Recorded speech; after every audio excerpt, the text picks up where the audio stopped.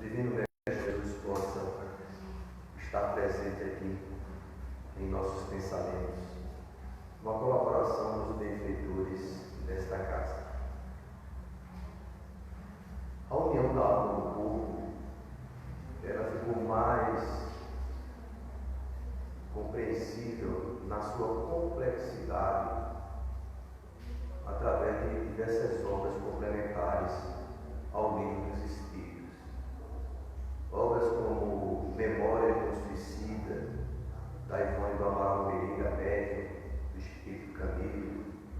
Obras como da coleção André Luiz, do Espírito também Manuel Filomeno de Miranda, pelo médium de Valteira Franco, vem mostrar a dinâmica e a complexidade desse processo. Reencarnar não é tão simples assim.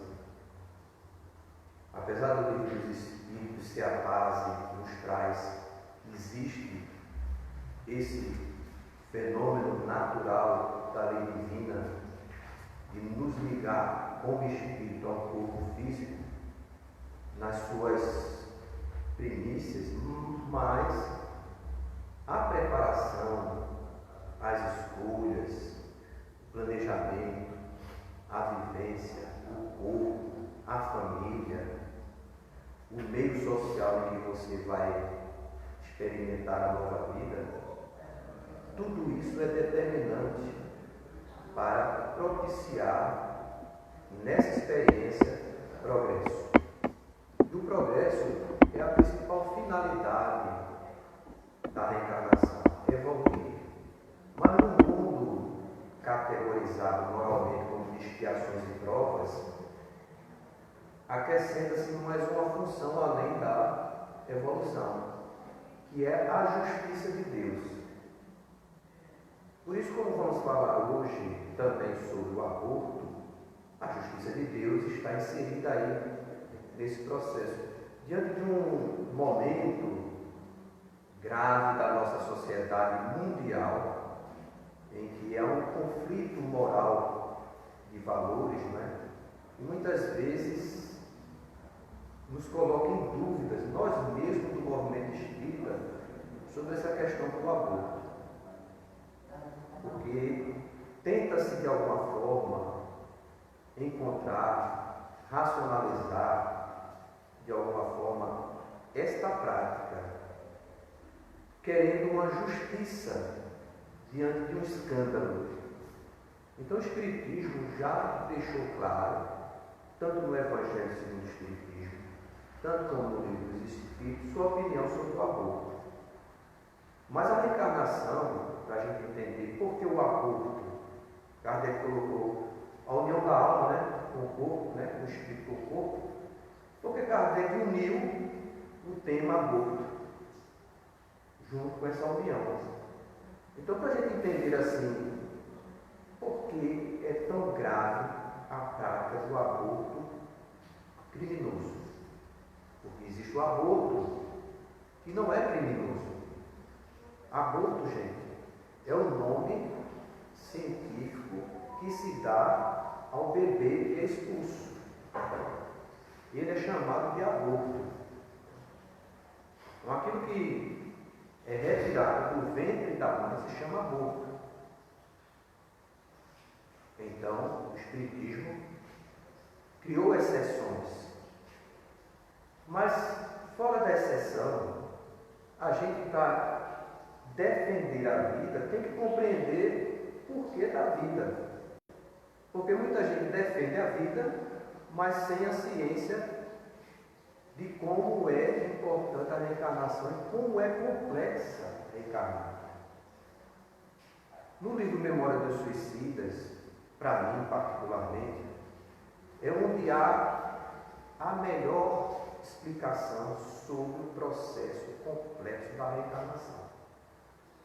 Então, o espírito, quando se liga ao corpo, ele se liga definitivamente àquele corpo. Depois que o espírito é ligado ao corpo que vai se desenvolver no ventre da mãe, nenhum outro espírito pode assumir aquele corpo. Não pode mais. Então, antes disso, de chegar a esse momento, que é na concepção, não é depois de uma semana, 2 semanas, 3 semanas, 4 semanas, 15 semanas, como se quer dizer aí, só tem vida daqui a 15 semanas. É na concepção que existe vida, onde o espírito é ligado àquele corpo que vai se desenvolver. Ligou, se romper, outro espírito não pode tomar o lugar.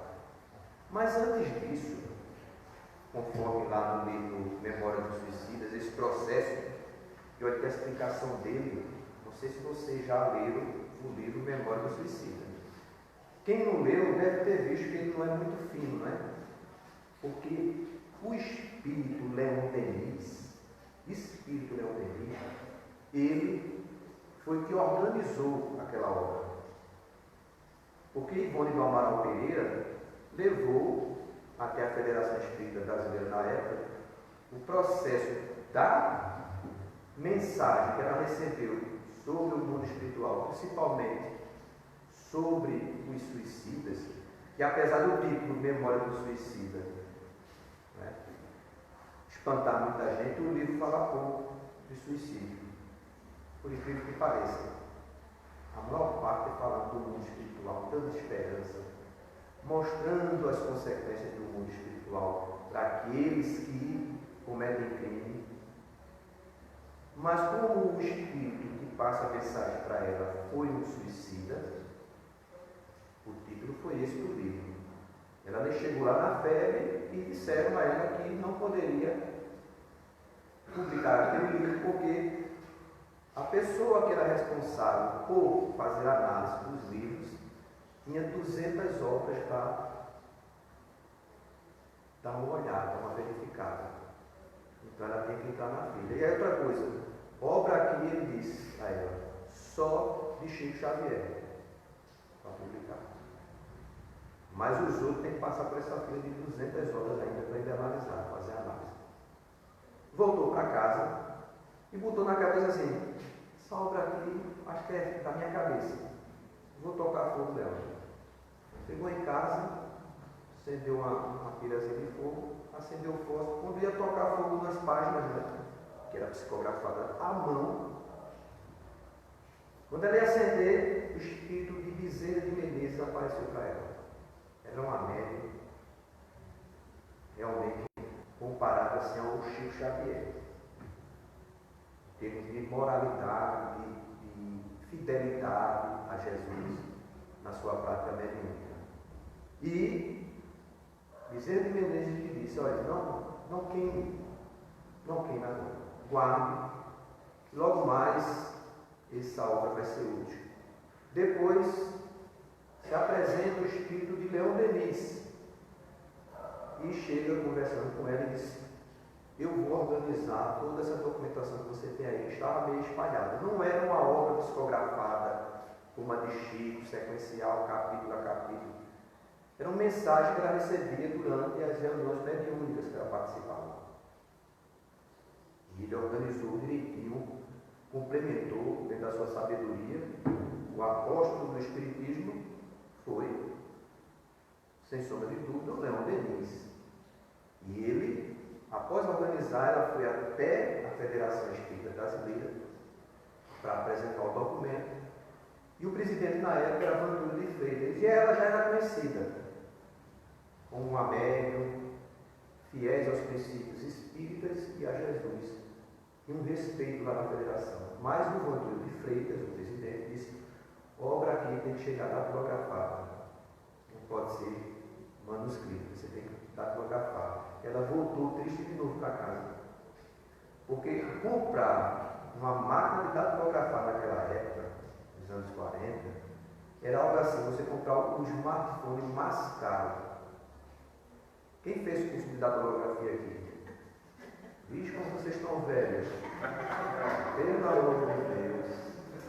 Eu perguntei para perguntar, mas vocês levantaram a mão. Olha, quem fez curso de datilografia já tem que pensar no mundo espiritual. Já pode pensar no mundo espiritual, já está perto. Eu fiz também, tinha até um diploma. Mofou o diploma, coitado. E o sobrinho dela lhe presenteou com uma máquina de escrever. Viu ali a angústia dela e lhe presenteou, ela datilografou e a obra foi publicada. Olha, é uma obra maravilhosa. Ainda hoje leio e releio e estudo. Consulto muito aquela obra. Hoje não tem nem papel mais, né? Tudo no smartphone, no computador, PDF. Então, a explicação sobre o processo reencarnatório é bem detalhada. Gente.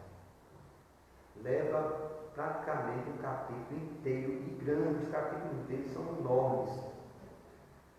E começa o espírito desencarnado lá para achar uma vaga, vou usar esse termo, para reencarnar, é muita dificuldade. Principalmente nesse processo do século XX para cá, nós temos dificuldade de reencarnar um espírito aqui planejado. Porque é um mundo de transição. Quem pensa que a transição planetária começou agora está muito enganado. Quem lê a Gênese de Allan Kardec vai ver que o Espírito vai dizer lá. Processo, estamos em transição. A última pergunta do Livro dos Espíritos, 1857, 18 de abril. A última pergunta é sobre transição planetária. Já leram a última pergunta? 1019 é sobre transição planetária. A saída de espírito, chegada de outros, essa transição. E o Espírito lá na Gênesis vai dizer, esse processo desde há um século que começou. Então, como era no século XIX, essa saída e entrada de espíritos aqui na Terra, tanto no mundo espiritual, nas reencarnações, começou no século XVIII, final do século XVIII. Então faz tempo. Só que como somos espíritas, e o espiritismo hoje, no advento das comunicações, foi avançando, essa informação chegou agora para muita gente. Edivaldo, é um palestrante, está chegando agora. E a pessoa pensa que chegou agora, que foi no tsunami da obra de Edivaldo, mas não foi. Edivaldo só contou ali um aspecto, um momento de um mundo de 20 bilhões de espíritos. Então a transição planetária não pode ser a obra de Edivaldo apenas. Ali mostrando mais ou menos um trabalho. Imagine os trabalhos num planeta de 20 bilhões de espíritos, onde 8 bilhões estão encarnados. E para arrumar uma vaguinha para reencarnar aqui? Está difícil. Porque nesse processo de transição, não pode reencarnar assim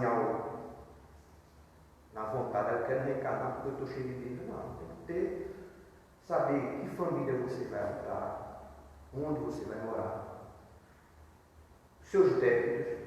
Então a pessoa se interna na instituição lá, se interna, para começar o processo de reencarnação, o processo inicial, antes da ligação do espírito ao povo na concepção, pode durar até 2 anos.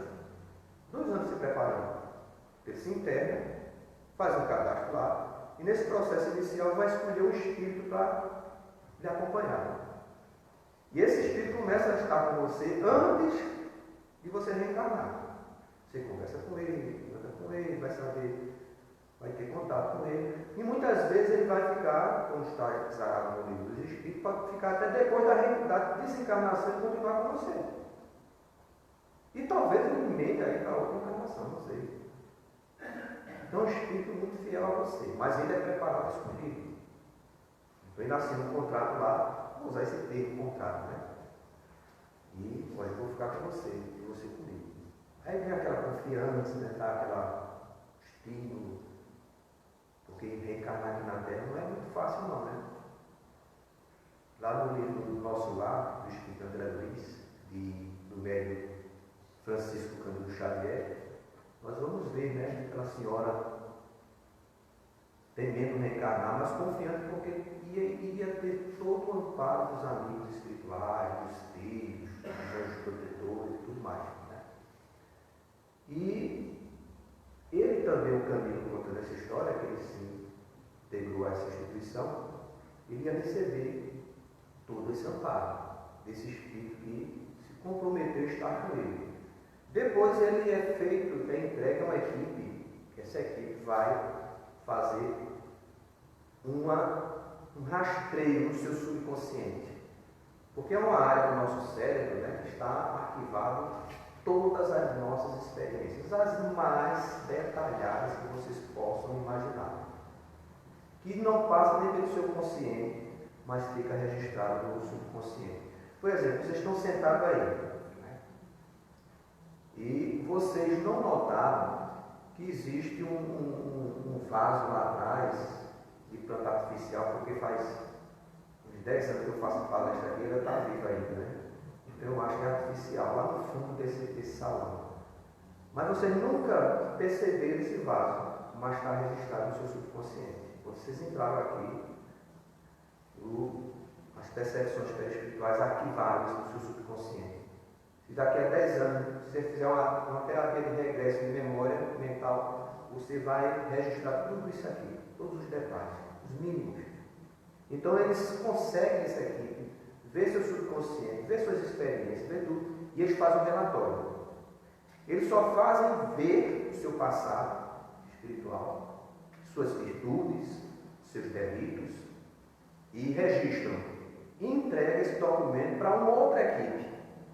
Essa outra equipe vai analisar esse documento, desse corpo técnico que fez o relatório, analisa e vai começar a planejar a sua reencarnação. Começa a planejar. Olha, isso aqui pode, isso aqui não pode, isso aqui não sei o que, isso aqui. Aí vai tentando analisar. Depois é entregue a outra equipe esse relatório. A programação é essa daqui. A outra equipe vai trabalhar o corpo biológico. Gente, então você tem um corpo biológico aqui, primordialmente, coloque isso na cabeça, primordialmente, seu corpo vai ser modelado não pelo perispírito. O perispírito é o organizador biológico, mas ele pega algo desorganizado e organiza. Então ele pega o quê? A herança genética. Primordialmente, a sua forma biológica vai receber os traços dos seus pais. Genético. O perispírito que vai se alocar nesse corpo, que vai se desenvolver no ventre da mãe, vai enviar algumas alterações, mas a forma vai ser primordialmente dos genes. Aí entra perispírito e entra a programação, a intervenção desses espíritos. Então, se eles precisam de um corpo, imagina tem um corpo que precisa ser para aquele espírito, para aquela experiência. Pensem bem. Precisa de um corpo para aquele espírito, para aquela experiência. Então você tem que buscar alguém, um fator genético que eles possam trabalhar. Então eles vão ter que escolher uma família. Mesmo que seja da consanguinidade, tem gente que tem família grande, não sei você, né? A minha tem família aí no Rio de Janeiro, São Paulo, Caruaru, Recife. É grande. Então a genética está ali. Então ele tem que escolher alguém que esteja com um fator genético propício para aquele corpo que eles querem. Aí eles vão planejar o corpo, né, e fazer algumas alterações para colaborar com a experiência reencarnatória. É uma expiação, é uma prova, é uma missão. Então tudo isso vai ser levado em conta por dessa equipe. E eles até fazem uma espécie de laboratório com um corpo em 3D. Aí eles mexem os pauzinhos lá, aí o corpo começa a nascer desde a concepção, começa a crescer, eles aceleram lá, fica adulto, fica velho, e eles vão ver aonde aquele corpo vai chegar, com aquele fator genético. Será que é tecnologia, hein, gente? Isso está no livro Memória Suicida. Não com essas palavras, mas desse jeito. Às vezes as pessoas leem sem dicionário. Eu tinha uma amiga que ela disse: Edson, agora eu sei. Eu sei que eu tenho que parar de fumar. Por quê? Porque esse mundo é de vicissitudes. Então eu tenho que parar com os vícios, né? Esse negócio de vicissitudes tem a ver com o vício, não é? Você está minha filha. Eu disse porque ela vai parar de fumar, né? Mas ela não entendeu o que é vicissitude. Aí para o bem dela, está certa, certíssima. Mas a gente pode cometer alguns enganos, né? Interpretar errado porque não usa o dicionário. Pode explica, os espíritos não falam em gírias. Eles falam no português fiel. Emmanuel, por exemplo, ele reencarnou aqui como o padre Manuel da Nóbrega. Padre Manuel da Nóbrega, na história brasileira e portuguesa, um dos maiores especialistas da língua portuguesa, Padre Manuel da Nóbrega. Deixou um material riquíssimo que colaborou com a língua portuguesa. Então ele não vai estar lá, né, como um filho do confrade nosso espírita. Eu tentei entender o que ele estava falando, mas não consegui. Primeiro que ele cheguei para cumprimentar, ele diz doido, me chamou de doido. Diz doido, como é que está a fera aí? Aí eu disse: será que eu estou com algum bicho? É assim, há uma gíria que os espíritos não falam em gíria. Vamos falar palavras que eu mesmo, particularmente, não sei vocês, eu tenho que estar no dicionário. Ainda hoje eu uso o dicionário. E hoje está bom. A gente usa um dicionário, está na palma da mão. Então, para a gente compreender e interpretar a língua portuguesa para nós brasileiros é uma dificuldade, porque não gostamos de estudar a língua portuguesa. Não gostamos de ler. Quanto mais a gente lê, mais a gente enriquece o vocabulário, se compreender aquela palavra. Então está lá dizendo que eles vão usar uma tecnologia que a gente nem imagina. Então quando eles adiantam assim, vai envelhecendo e vai chegar assim, para aqui. Vamos inserir nesses genes aqui alguma coisa para que ocorra alguma doença para a expiação dele, assim. Coloca aqui para que o perispírito dele, vamos reforçar aqui, aos 35 anos, o perispírito dele vai transferir uma doença para o corpo, mas aí não quer essa doença agora. Deixa essa doença para outra encarnação. Bota aqui, nos 35 anos vai ter uma energia extra. Então o perispírito dele não vai gerar no corpo biológico. Esse é o modelador biológico do perispírito. Porque na mente do espírito ele cria energias que vai fazer modificações no corpo. Pode criar enfermidades. Aí o espírito diz assim: não, aqui a gente reforça esse corpo para resistir a essa doença. Deixar que essa doença chegue lá pelos 70 anos. Por exemplo, temos aqui uma pessoa que já está batendo recorde, né, de vida, Sebastião. Eles adiantaram, ainda estão adiantando, e não conseguiu chegar no fim. Fizeram uma alteração genética em Sebastião, que ele vai viver aí não sei quando. Eu vou desencarnar, reencarnar e ele vai estar aqui. Então, eles têm essa tecnologia e eles conseguem fazer algumas alterações e o corpo, modelo do corpo, vai mostrar perfeitamente o que vai acontecer. É claro que na nossa experiência, os vícios, os nossos pensamentos podem alterar isso. Não é um determinante, né? Se eles programam o corpo, por exemplo, tem suicidas que vão reencarnar na próxima reencarnação saudáveis, não vão ter nenhuma doença, porque eles vão fazer um corpo para resistir. Por que eles fazem isso?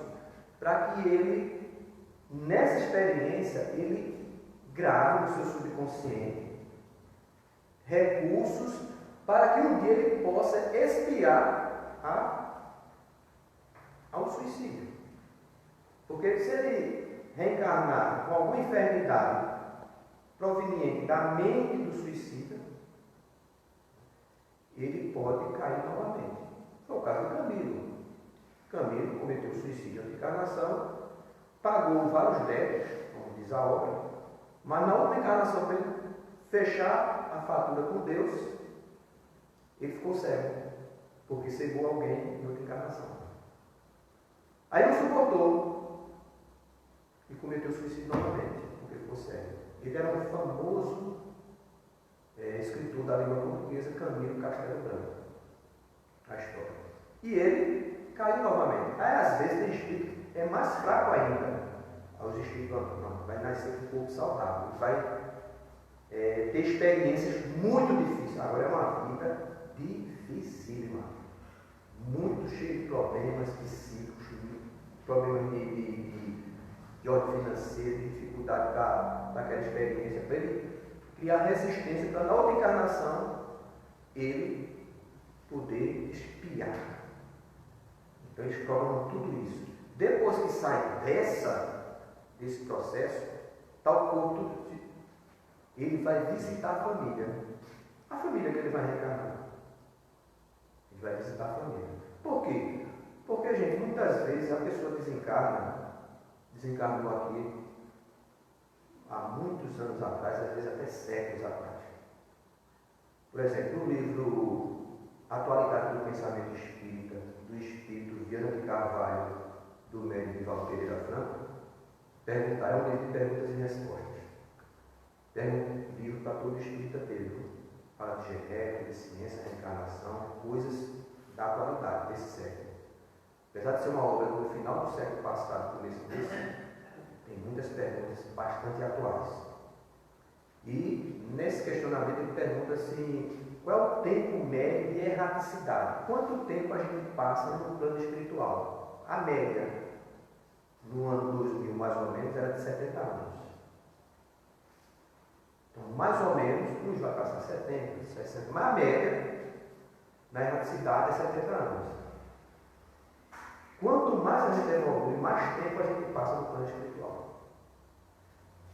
Quanto mais a gente evolui, mais a gente estagia no plano espiritual. Reencarnar aqui é quando a gente tem muitos problemas, exceto alguns que vêm com missão, que ajudaram com a gente, com a vida. Como pode acontecer, por exemplo, um espírito reencarna para sofrer o aborto no meio da gestação, para gerar prova para os pais. O pai que não deve, ou a mãe, ou ambos, ele reencarna para ajudar, a gravidez não vai a fim, e naturalmente, não há um defeito físico, genético, da mãe, ele é abortado, ele vira um aborto. Então, desencarna, mas com um sofrimento, uma experiência dolorosa para os pais. É expiação. Ele pode reencarnar só para isso. Ele não reencarnou para evoluir nada, só para ajudar nesse processo. Até Kardec pergunta: sim, mas ele não sente nada porque ele não tiver consciência da vida. Porque apesar de haver vida, ele não se apegou a ela. Não se apegou à vida, como a gente está nessa idade. Então, muitos abortos que a gente vê por aí, muitas vezes é uma missão de algum espírito. E pode até ser que um espírito, reencarne aqui, tem dificuldades de gerar filhos, tanto um homem como uma mulher, e psicologicamente a mulher pode gerar uma gravidez psicológica, com concepção, espermatozoide, com óvulo. A gestação se dá curso normal, mas não tem espírito. Não tem espírito lá. Quando ele nasce e rompe os laços biológicos, ele morre. Isso se ele não desencarnar, não chama nem de desencarnar, porque não tem espírito, né? Isso se o feto morrer durante a gestação, mas não tem espírito, pode ocorrer isso também. Mas naquele que tem espírito e ele veio com essa missão de gerar uma prova para os pais, ele não tem nenhum apego. Voltar para o mundo espiritual para ele, natural. Ele não passou nenhuma experiência aqui. foi 9 meses, 7 meses, 8 meses na barriga da mãe, dependendo do tempo. Um quentinho, né? Comendo o que queria. Porque ele pede, tem que comer. Porque a relação entre o bebê e a mãe é parasitária, né? O bebê é um parasita, né? Ele diz assim: mãe, eu quero comer jaca, agora eu quero comer jaca às 3 horas da manhã. Acorda, pai, eu estou com vontade de comer jaca. Porque na minha memória da outra encarnação eu comi muita jaca. E eu estou sentindo assim uma vontade de comer jaca. Aí a mulher acorda, nunca comeu jaca na vida dela. Nunca. Nem gosta de jaca. Aí dá uma vontade de comer jaca. Ainda diz assim o bebê lá, assim, psiquicamente, né? Agora com caroço e tudo, mas a mulher com caroço e tudo. E o marido sai 3 horas da madrugada atrás de jaca. É assim, ele manda. Né? E olha daquela mãe que diz assim, não vou. Aí é que ele fica com raiva, vai dar mal-estar, enjoo, e aquela agonia toda. Aí para aquele que não der, né? Eu nem gosto de comer nada junto de gato, não gosto. Quando eu vejo uma galinha para isso, não. Goiaba, frutas, não. Porque vai te dar essa vontade dele, o cheiro, né? Chega lá. Então, o espírito que está reencarnando ali tem uma vontade própria já, mesmo que seja inconsciente. E registra isso com a mãe. Então, existe essa possibilidade. Mas como a gente tem esses 70 anos em média, viu? Vamos pensar aqui, eu desencarnei há 70 anos atrás. 70 anos atrás é quando? A gente está em 2024. Tinha smartphone? Tinha as telecomunicações, as TVs, as tecnologias que a gente tem? Não. Até a comida a gente mudou. Hoje, olha, eu me lembro que eu sou muito jovem, né? Tenho a idade de Sebastião. Eu lembro que eu nunca tinha visto iogurte na vida. Eu vi iogurte no supermercado. Eu olhava assim, que gosto isso tem? Fui comer iogurte pela primeira vez, gente, com 18 anos. Com 18 anos. Hoje iogurte eu vi lá em casa, seu filho de você. Ele come enjoa e não quer mais não. Então, até isso o paladar, cultura, os costumes.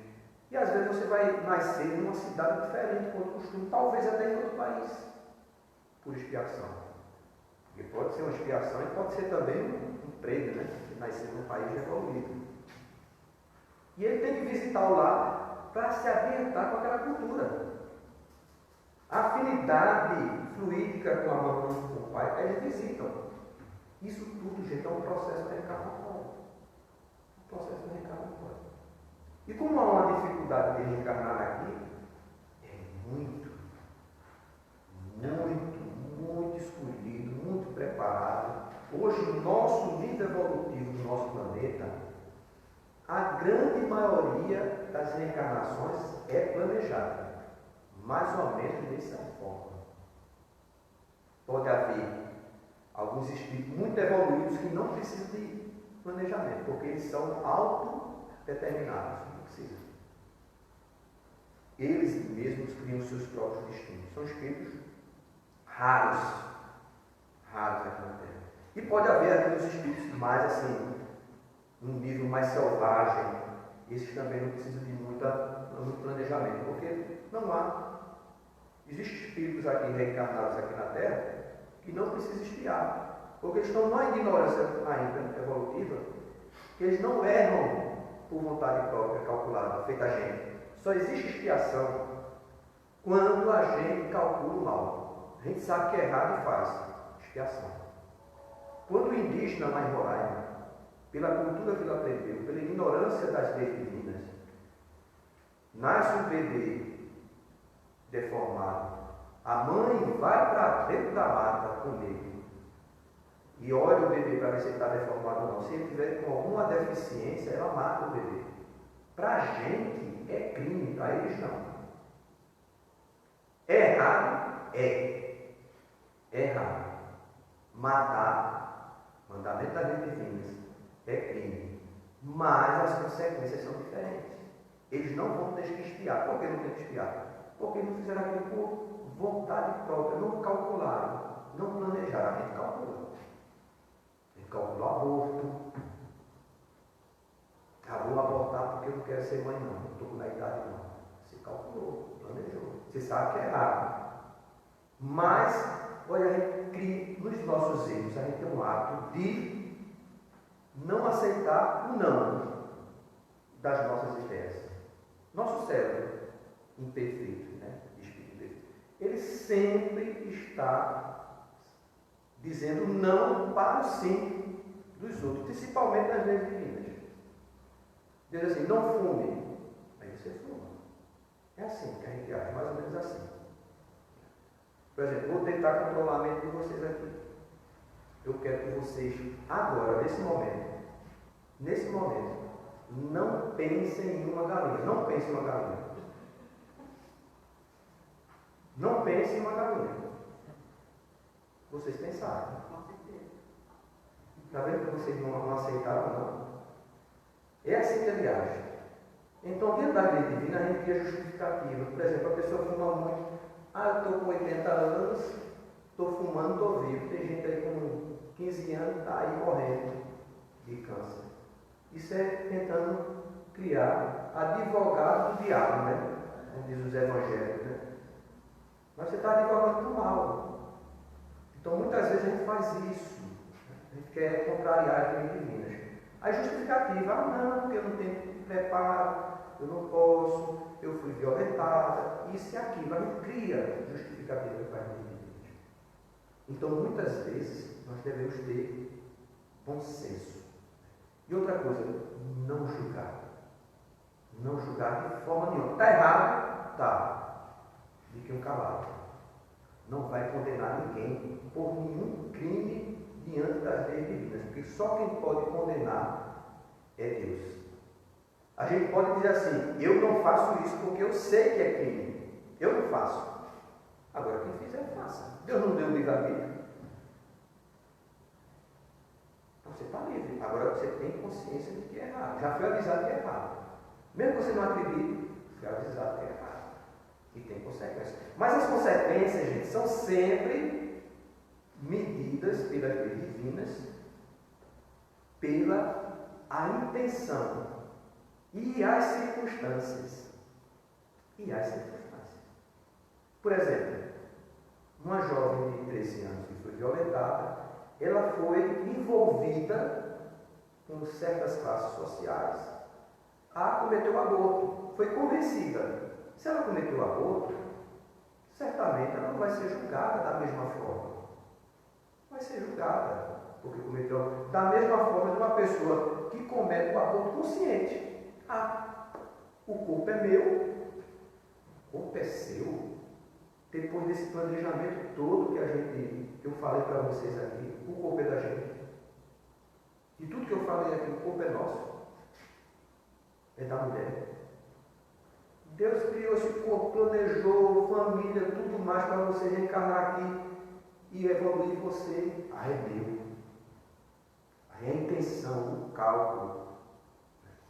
A gente pode julgar, mas não condenar, porque a gente não sabe as circunstâncias que levaram a isso. Eu coloquei esse exemplo, mas a gente não sabe um exemplo que sai nos noticiários aí, como as circunstâncias se deram. Só Deus sabe. Então ninguém vai condenar uma criança que foi violentada, mas ninguém vai gritar para ela cometer um aborto, porque Jesus foi bem claro, o escândalo é necessário. Por que o escândalo é necessário? Lei de causa e efeito. Mas ai daquele que provocar o escândalo. Criança de 13 anos foi violentada, então se ela foi violentada tem que abortar porque ela só tem 13 anos. Ela não tem ainda maturidade.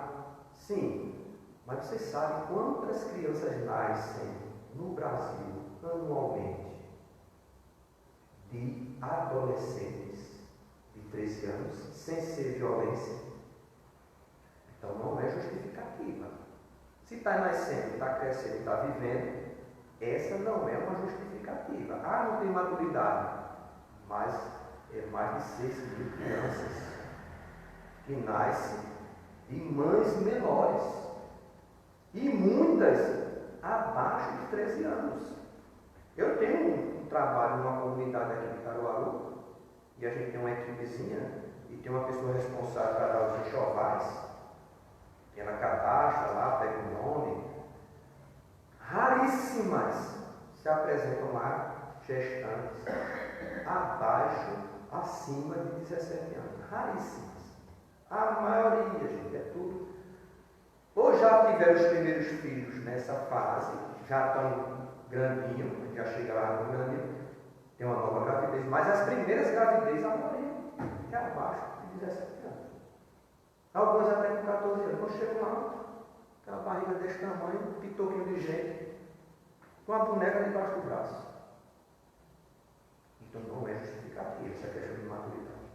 É de educação. Mas a gente não vai condenar de forma alguma. Liberdade é do outro. Porque nesse mundo, esse mundo em que a gente vive aqui, podem ter certeza, há muita injustiça, isso é claro. É justo uma criança ser abusada? Não, isso é injustiça.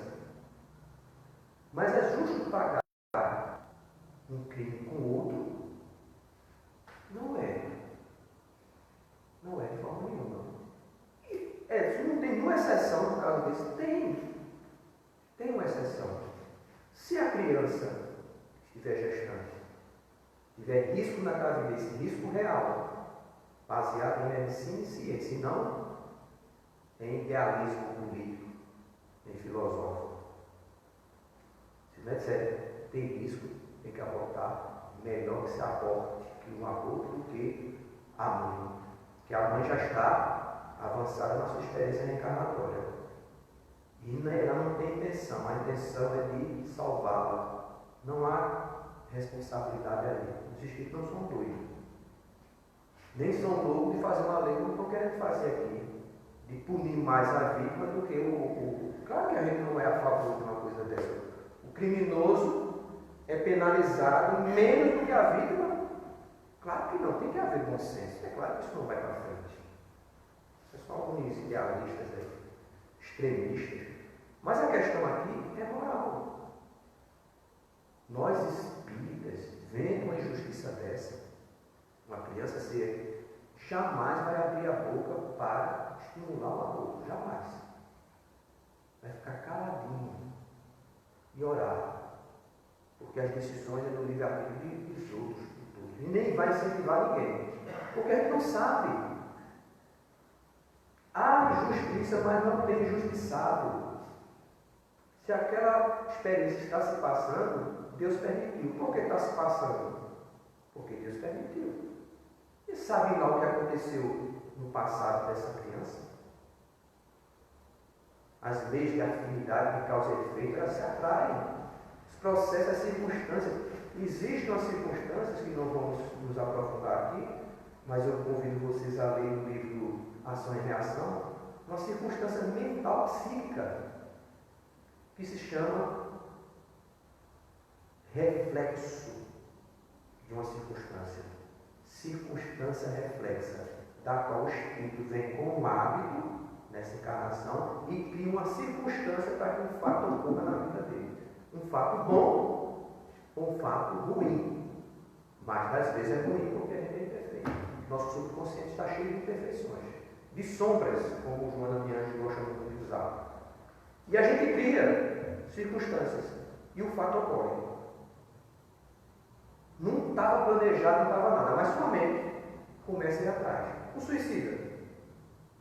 Ele suicidou 2, 3 encarnações. Quando chega nessa, algum problema na vida, amoroso ou qualquer dificuldade, o subconsciente dele vem para o consciente que estimula ele. Ele não vai atrás do superconsciente, que é a parte de vida, não tem religião, não pratica o bem. Aí fica ligado ao subconsciente, que só tem sujeira.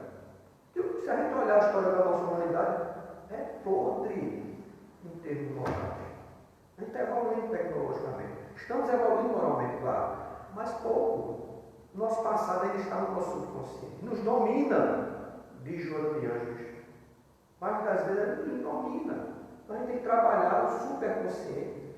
Religião, busca do divino, na prática do bem, da reconciliação com os nossos inimigos. Jesus é um psicanalista, perdoa teu inimigo, superconsciente.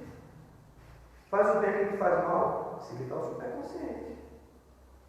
Agora a gente tem vingança subconsciente, aquele passado velho antigo que se repetindo. Então o cara suicida, gostei. Quando chega aqui a mulher, uma namorada, diz, não quero namorar com você. Ele escreve uma carta, diz que a culpa da namorada e se mata. Ele criou essa circunstância. Não existe isso. Ele que criou essa circunstância. Reflexa do seu passado. E muitos dos nossos erros aqui na Terra é reflexo de circunstâncias que nós criamos, que não está no planejamento reencarnatório. É que a gente cria. A gente é tão pessimista que quando a gente está feliz, a gente diz assim, vai acontecer alguma coisa. O dia está tão bom hoje, está tão bom o dia hoje, eu acho que vai acontecer alguma coisa de ruim. Aí a superstição entra. É fazer isso, fazer aquilo, bota o colar, bota o cristal, bota o seu quê, para se proteger de uma circunstância que você está criando na sua mente. São apetrechos. Então, meus irmãos e irmãs, aborto nós condenamos, mas não condenamos ninguém, nem que aborta, nem que é vítima de qualquer tipo de crime diante da lei de Deus. Deixa com Deus. Deus resolve. O importante é que a gente não seja o veículo do escândalo. Que não sejamos os criminosos. Se perguntar a gente, é a favor do aborto? Não, só se houver descomparações. Porque enquanto nós nos ligarmos a um corpo, a um ovo já fecundado, ali já existe vida espiritual. Não completa, mas já está ligado, não pode mais haver o aborto. Então, pílula do dia seguinte é abortiva, se já houver a fecundação. Porque tem gente que tem tanto medo, né? Que corre logo para a farmácia, né? Nem teve fecundação, mas já corre logo. Às vezes escapa, né? Escapa do aborto, mas coloca uma bomba relógio hormonal dentro do seu próprio corpo. Tem nem uma pílula. Tem gente usando a pílula do dia seguinte como se fosse anticoncepcional. E é uma bomba hormonal que causa gravíssimas doenças para a mulher. Não dá agora. Aí amanhã vai se perguntar. Se não der nessa vida, o perispírito vai carregar também esse registro. Então, que essas informações possam de alguma forma lhes ajudar a se esclarecer. Mas, como sempre, estudem. Essa historinha de Edson falou, Divaldo falou, Chico falou, tem que sair da nossa boca. Eu li, eu estudei, eu compreendi. Aí você está evoluindo, porque você está transferindo, está se escondendo embaixo das luzes dos outros. Vamos deixar brilhar a nossa luz. Não vamos ser sanguessugas das luzes dos outros. Vamos estudar, vamos evoluir. Aí eu posso dizer para vocês, as coisas não vão melhorar. Não vão melhorar. Mas vocês vão estar mais fortes para vivenciar essa experiência no mundo de expiações e provas. Muita paz a todos.